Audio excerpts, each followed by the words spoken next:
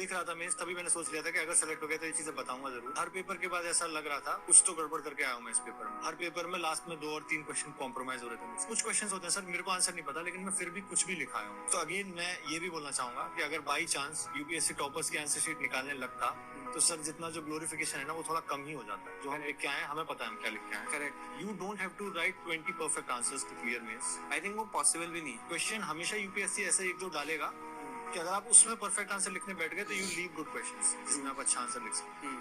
I just give you a instance here. मैं तो खुद साइंस एंड टेक पढ़ाता हूँ। मेरे मेंस में ब्लू एलईडी आया था, कोई हवा नहीं थी मुझे कि क्या हो रहा है ये ब्लू एलईडी। मतलब ठीक है वो दिमाग है कि आरजीबी लाइट्स हैं तो उससे कलर्स बनते होंगे, तो blue LED must be helpful in screens.